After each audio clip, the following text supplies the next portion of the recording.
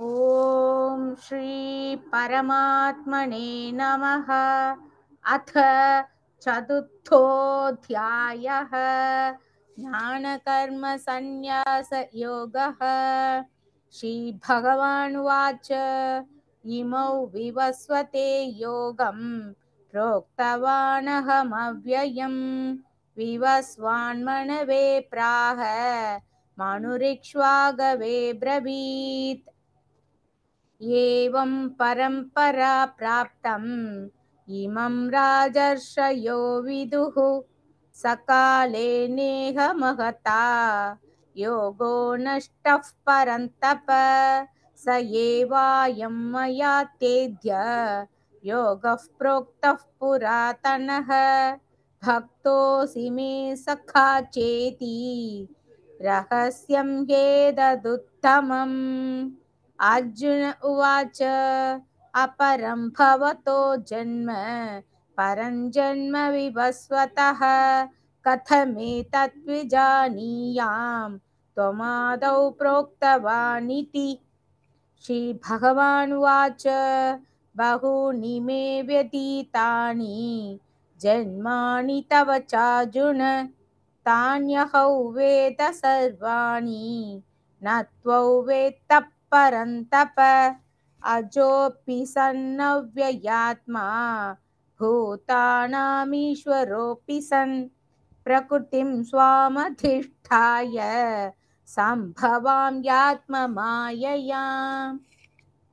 यदा यदा हि धर्मस्य ग्लानिर्भवति भारत अभ्युत्थानमधर्मस्य तदात्मानं सृजाम्यहम् परित्राणाय साधूनां विनाशाय च दुष्कृतां धर्म संस्थापनार्थाय संभवामि युगे युगे।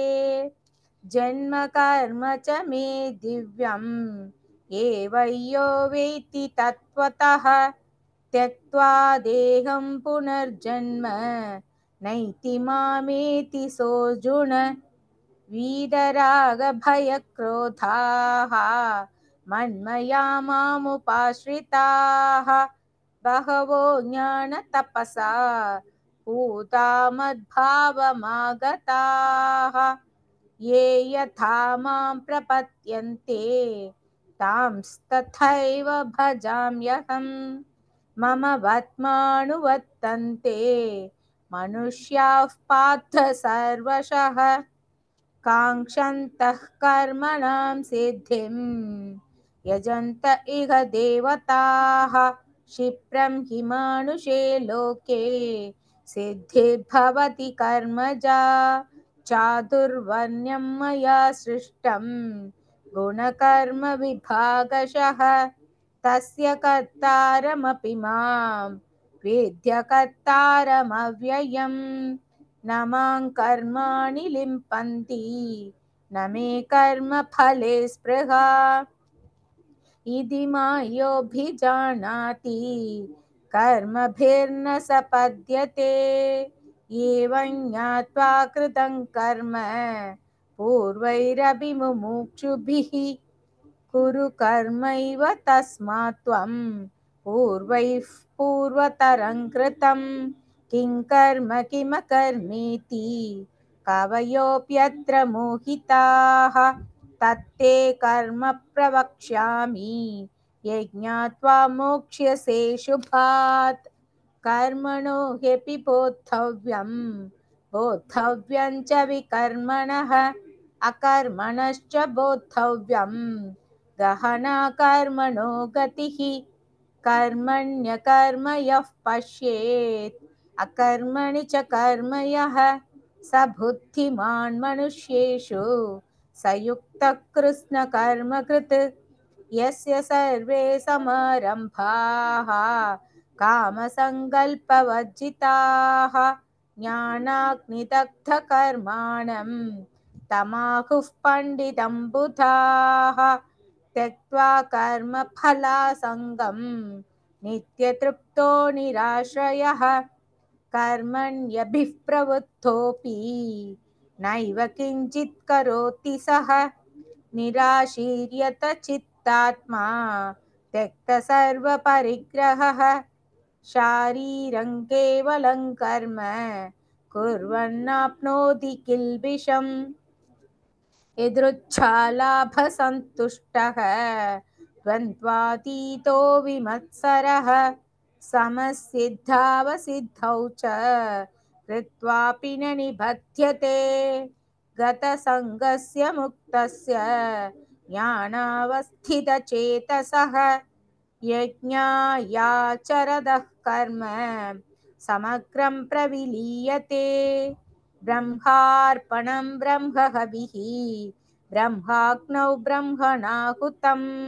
ब्रह्मैव तेन गन्तव्यं ब्रह्मकर्म समाधिना दैवमेवापरे यज्ञं योगिनः पर्युपासते ब्रह्माग्नवावपरे यज्ञं यज्ञेनैवोपजुह्वति श्रोत्रादीनीन्द्रियाण्यन्ये संयमाग्निषु जुह्वति शब्दादीन् विषयानन्ये इन्द्रियाग्निषु जुह्वति सर्वाणीन्द्रियकर्माणि प्राणकर्माणि चापरे आत्मसंयमयोगाग्नौ जुह्वति ज्ञानदीपिते द्रव्ययज्ञास्तपो यज्ञाः योगयज्ञास्तथा परे स्वाध्यायज्ञानयज्ञाश्च यतयः संशितौ व्रताः अपाने जुह्वति प्राणं प्राणे पानं तथा परे प्राणापानगतिरुद्ध्वा प्राणायामपरायणाः अपरे नियताहाराः प्राणान् प्राणेषु जुह्वति सर्वेऽप्येते यज्ञविदः यज्ञक्षपितकल्मषाः यज्ञशिष्टामृतभुजः यान्ति ब्रह्म सनातनं नायल्लोकोऽस्त्य यज्ञस्य कुतोऽन्यः कुरु सत्तम एवं बहुविधा यज्ञाः वितता ब्रह्मणो मुखे कर्मजान् विद्धि तान् सर्वान् एवं ज्ञात्वा विमोक्ष्यसे श्रेयान् द्रव्यमयात् यज्ञात् ज्ञानयज्ञः परन्तप सर्वं कर्माखिलं पार्थ ज्ञाने परिसमाप्यते तद्विद्धि प्रणिपातेन परिप्रश्नेन सेवया उपदेशयन्ति ते ज्ञानं ज्ञानिनस्तत्त्वदर्शिनः यज्ञात्वा न पुनर्मोहम् ये वै यास्यसि पाण्डव येन भूतान्यशेषेण द्रक्ष्यस्यात्मन्यथो मयि अपि चेदसि पापेभ्यः सर्वेभ्यः पापकृत्तमः सर्वज्ञानप्लवेनैव वृजिनं सन्तरिष्यसि यथैथांसि समिद्धोऽग्निः भस्मसात् कुरुते अर्जुन ज्ञानाग्निः सर्वकर्माणि भस्मसात् कुरुते तथा न हि ज्ञानेन सदृशं पवित्रमिह विद्यते तत्स्वयं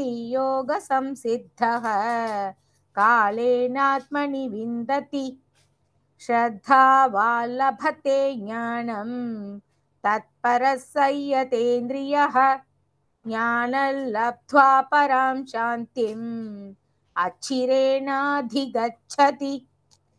अज्ञश्चाश्रद्धधानश्च संशयात्मा विनश्यति नायल्लोकोऽस्ति न परः न सुखं संशयात्मनः योगः सन्न्यस्तकर्माणं ज्ञानसञ्छिन्न संशयम् आत्मवन्तन्न कर्माणि निबध्नन्ति धनञ्जय तस्मादज्ञानसम्भूतं